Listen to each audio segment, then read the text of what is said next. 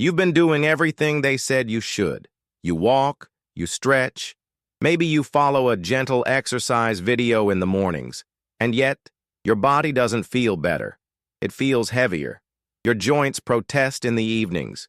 You start skipping stairs you used to climb. The stiffness takes longer to go away in the mornings. And silently, you begin to wonder, am I doing something wrong? At first, it seems impossible. After all, everyone says exercise is the key to aging well. Doctors recommend it. Health shows repeat it. But what if that advice, so well-meaning, isn't quite made for someone who's lived through 8 decades of life? What few people talk about is how aging changes the way your body receives movement. The tissues that once recovered overnight now take days. Cartilage, the cushion between your bones, wears thinner with time. Joints become less forgiving. And your heart, though still strong, doesn't respond the way it used to when you were 60 or even 75. That soreness you feel after a light workout, it's not always the good kind. It's not just your muscles waking up. Sometimes it's your body quietly signaling that the movement wasn't aligned with your current needs. And because most of the guidance out there isn't built for people over 80, it's easy to end up in routines that do more harm than help. The hardest part is the emotional weight it carries. You start to blame yourself. You wonder if you've just let things go. But that couldn't be further from the truth. Choosing to move, even when it hurts, takes courage. It means you care. It means you're trying. But trying without the right knowledge can feel like walking in the dark. You move forward, but you can't see what's tripping you up. And here's where it begins to shift. When you understand that not all movement is equal. Some types of exercise build strength gently, nourish your heart, and protect your joints. Others, often praised in generic health tips, can be quietly draining you. This isn't about quitting exercise, it's about redefining it, about listening to the body you have now, not the one you had 20 years ago. It's about moving smarter, not harder. You're not broken, you're adapting. And what comes next is not a list of things to avoid, but a new way to see your body. A more compassionate, more informed way to stay strong, mobile, and connected to the life you still want to live. Because deep down, you already know. It's not about doing what's trendy. It's about doing what truly keeps you well. It's easy to feel hopeful when you find a new exercise program labeled for seniors. The cheerful instructor, the upbeat music, the promises of increased energy and mobility, they all sound like exactly what you need. But there's a quiet danger hidden in those well-meaning routines. They're often made for a wide age range, with little thought for the unique needs of someone in their 80s. The term senior is too broad. It covers people from their early 60s to well into their 90s. A 65-year-old who still jogs regularly doesn't have the same body as someone who's navigating arthritis, bone thinning, or postural changes after 80. And yet, many exercise routines treat them the same. The result? Movements that push too hard, challenge balance too aggressively, or ignore the quiet fragilities that develop with time. Even worse, some exercises mimic younger fitness trends. Fast-paced steps, high knee lifts, deep squats, only slightly toned down. They're framed as low impact, but they still jar the joints and overstimulate the nervous system. For an older body, these movements can cause more inflammation than strength, and when pain appears a day or two later, many brush it off. That's just aging, they think. But often it's the workout itself that's the problem.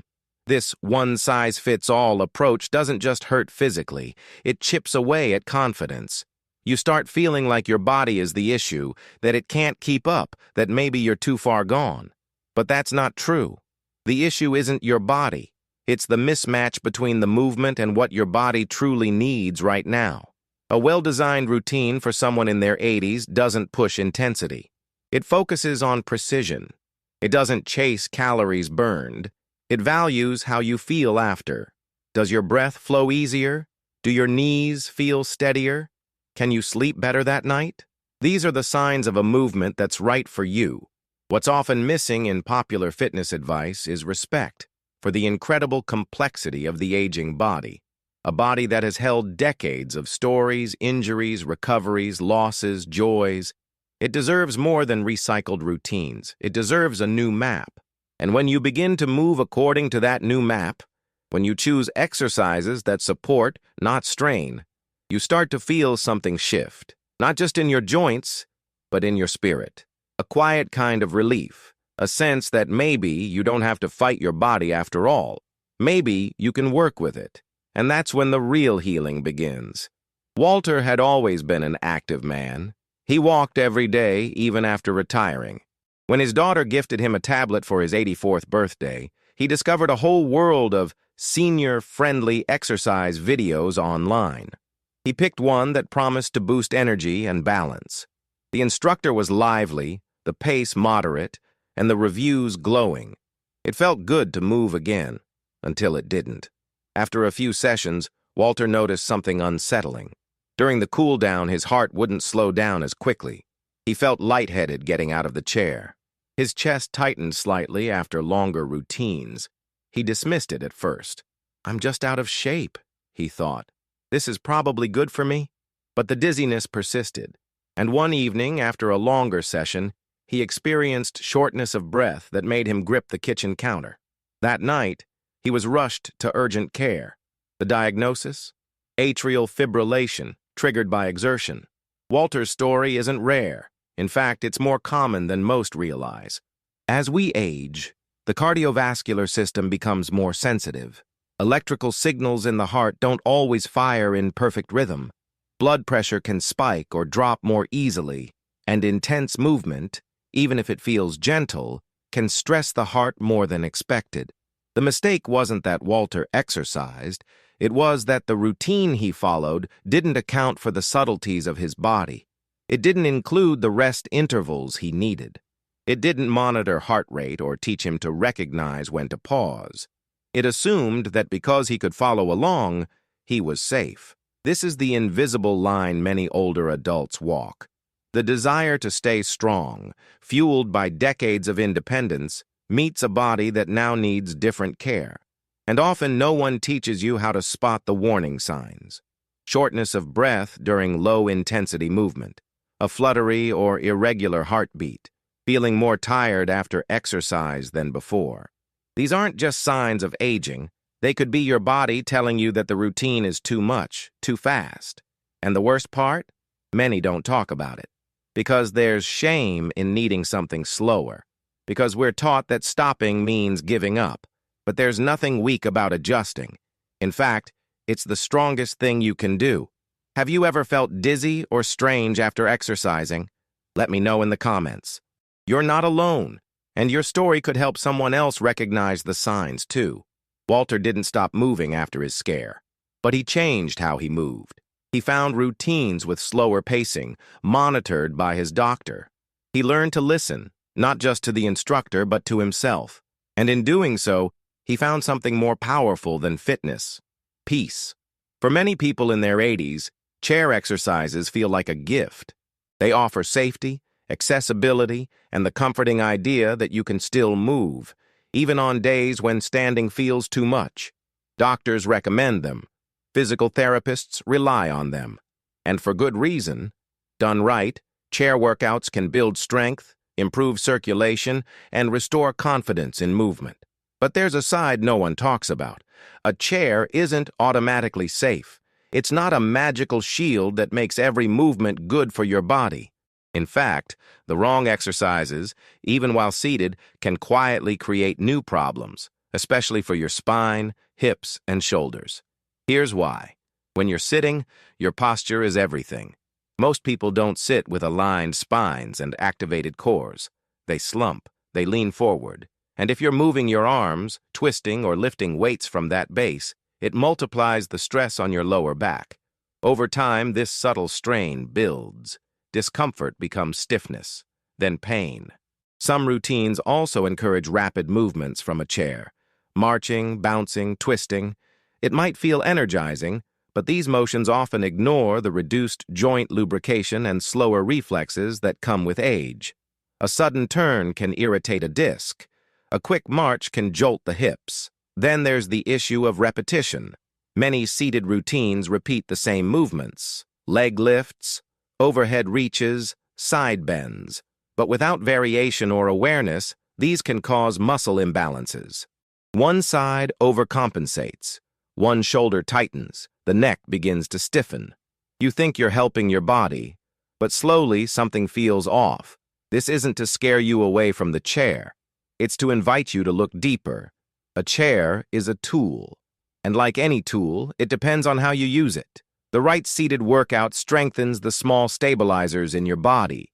It promotes alignment. It invites control, not speed. It leaves you feeling more open, not more tense. Ask yourself, when was the last time you thought about your sitting bones during a workout, your core engagement, your neck's position? These details matter more than the number of repetitions or how long you move. And sometimes, the most powerful adjustment isn't the exercise itself, it's the breath. Deep, intentional breathing during a seated workout can lower stress hormones, improve oxygen flow, and protect your heart. It makes even the gentlest movement more therapeutic. Chair exercises, when done with care and awareness, can truly transform how you feel. They can be a lifeline on tough days. But when done mindlessly, or following a routine made for a younger crowd, they become another silent stressor. Your body deserves more than easy. It deserves intentional. It deserves movements that match its wisdom. When you bring that level of care to a chair workout, it stops being just an exercise and starts becoming a kind of self-respect. You might not notice it the first time. Just a twinge in your knee after a set of leg lifts. A little stiffness when you get up from the couch. But over time, it builds. That harmless ache becomes a quiet warning your body keeps repeating. The truth is, many common exercises promoted for older adults are quietly damaging the joints they claim to protect, especially the knees. It's not just about age. It's about the kind of stress your knees are absorbing.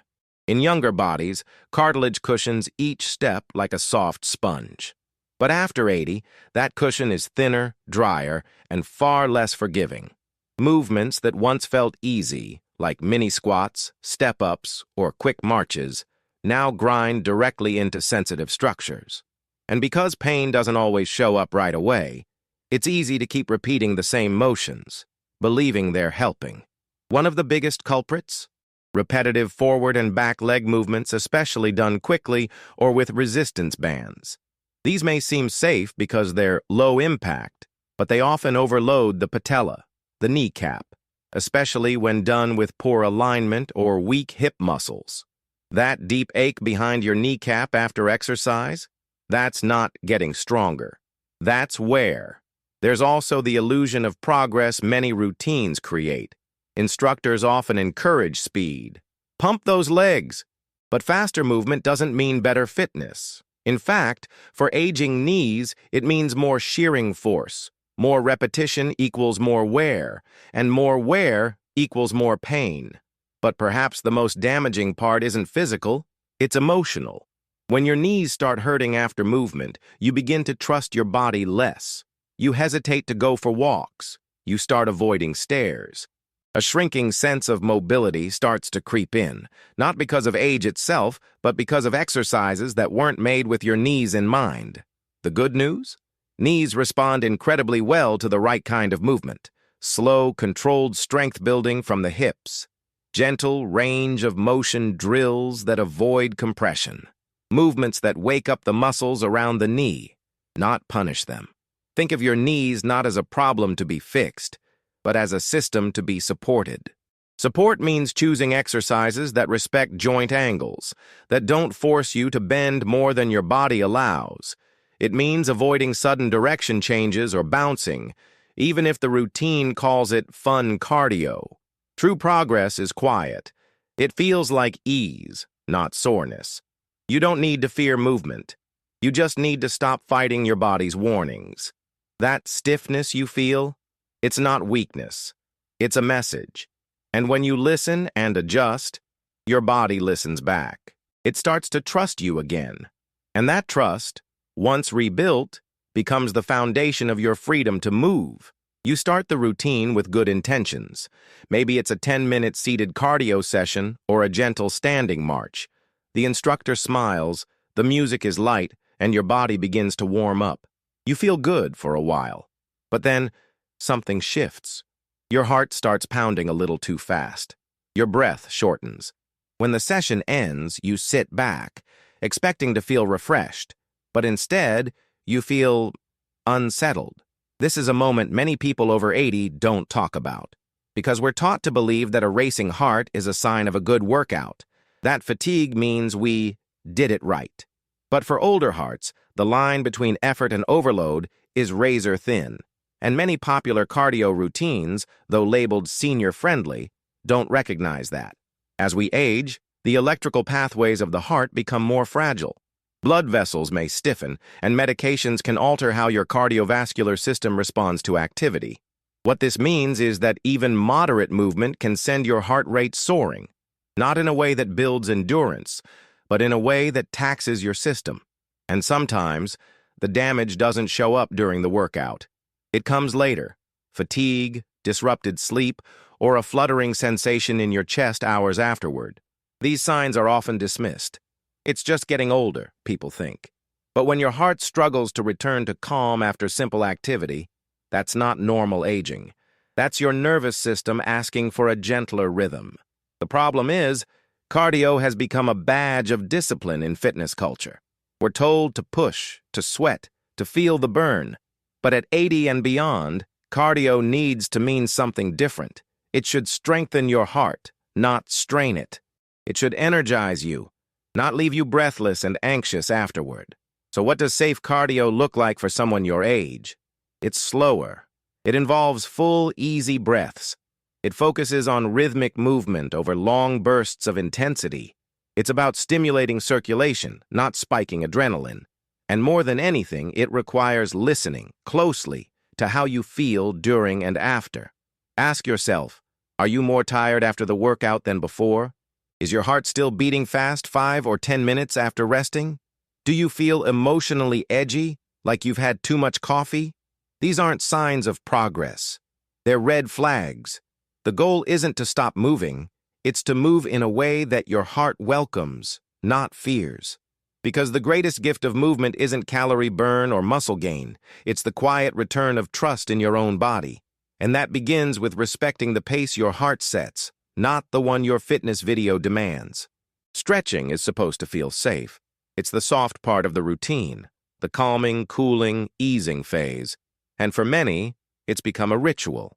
A deep arm pull here, a forward bend there, a long reach toward the toes, holding your breath as you try to feel the stretch.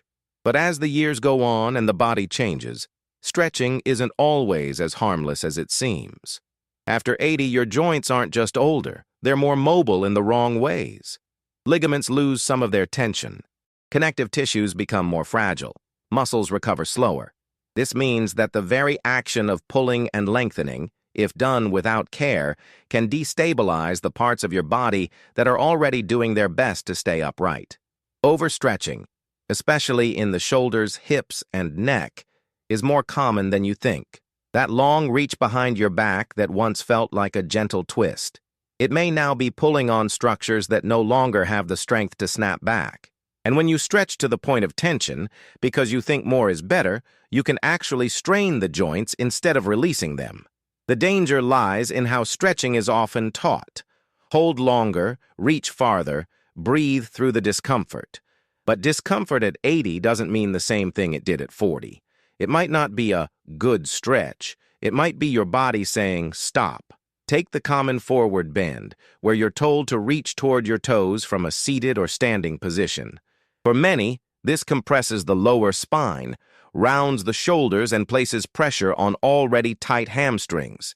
And yet, people are told to go deeper, to touch the floor, to push. That push is the problem, because flexibility is not the goal. Stability is. And at this stage of life, every stretch should begin with one question. Is this helping me feel more grounded or more vulnerable? Gentle movement that invites space into the joints, without force, is where real healing lives. Instead of deep hamstring stretches, think of slow leg swings. Instead of shoulder binds, think of light rotations. Instead of neck pulls, focus on jaw release and posture support. Breath plays a bigger role here than most people realize.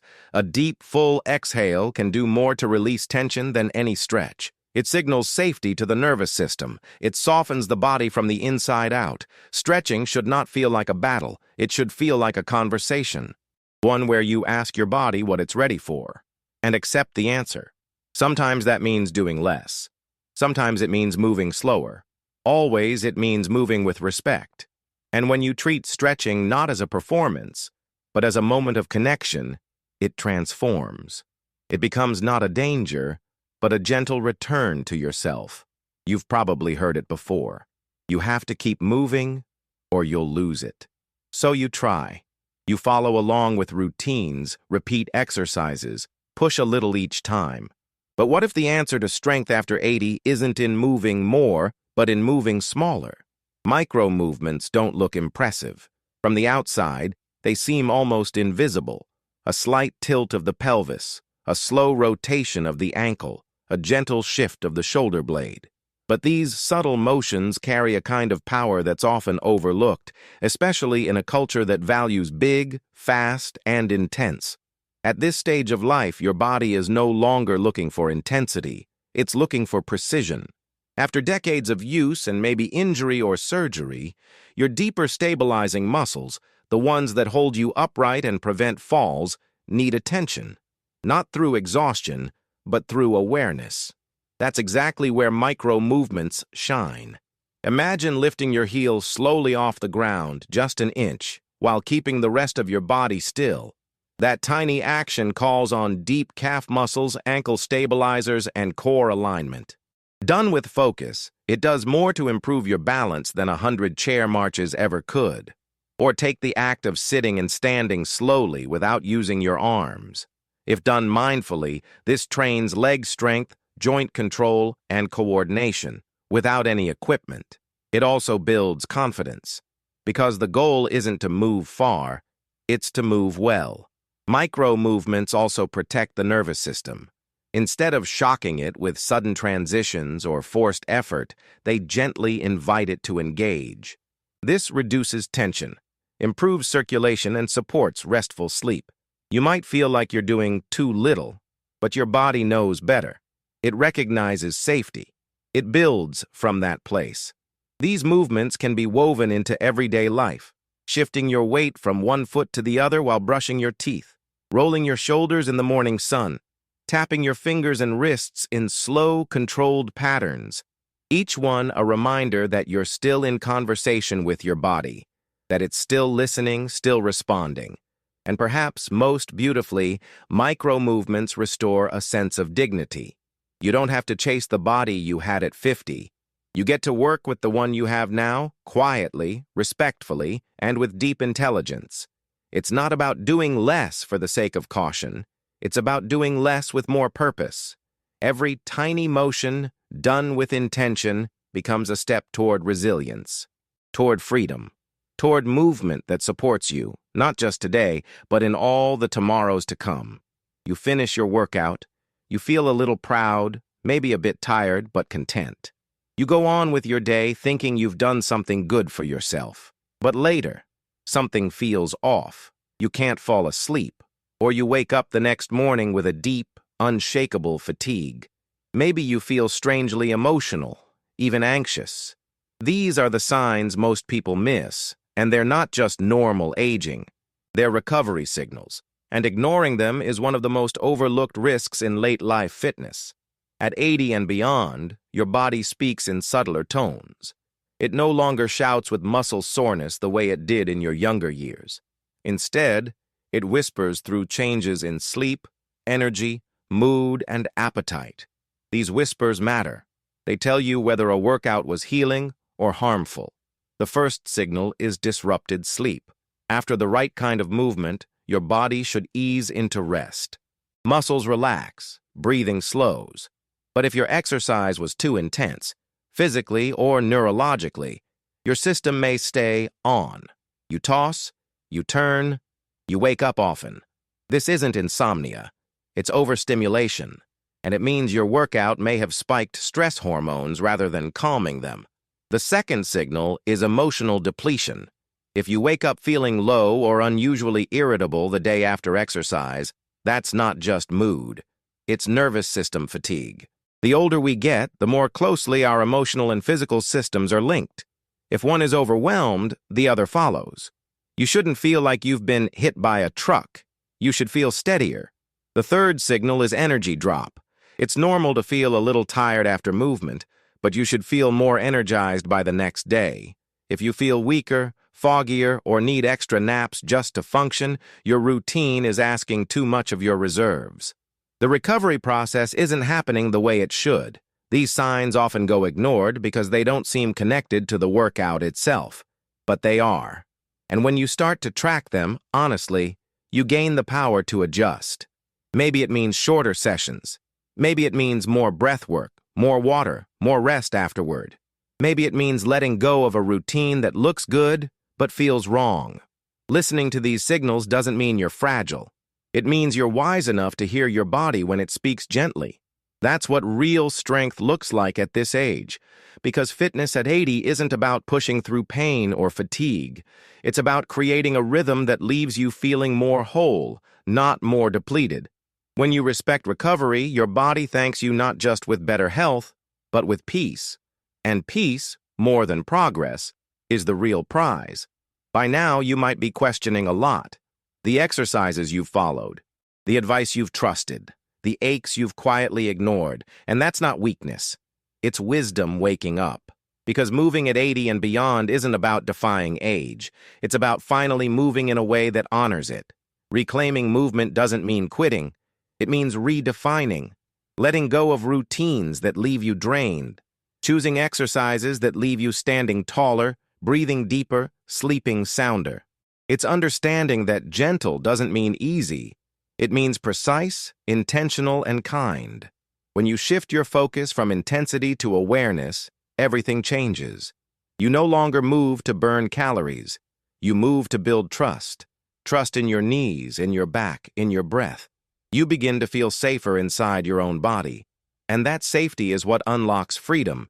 To walk confidently, to rise from a chair without effort, to lift a grandchild without fear. Real progress at this stage is not flashy. It's quiet. It's that moment when you notice less stiffness in the morning, when you catch yourself humming as you stretch, when you reach for something and realize it didn't hurt this time. You deserve that kind of progress. Not the kind that makes you sweat for approval, but the kind that restores your relationship with your body. Because your body is still yours. It's not broken. It's evolving. And it responds beautifully when treated with respect. Gentle movement is how you remind yourself and the world that age is not a stopping point. It's a new language of strength, a softer, wiser, more enduring kind. Tell me in the comments, which of these signs have you noticed after a workout? Let's share and learn together. You might help someone feel less alone. And that's one of the greatest gifts you can offer. So today, as you stand, sit, stretch, or rest, ask yourself one simple question. Does this movement bring me peace? If the answer is yes, you're already on the right path. Not all workouts help after 80, but the right ones, the ones that listen, respect, and adapt, can do more than strengthen your muscles. They can restore your spirit, and maybe, just maybe, they can help you fall in love with movement all over again.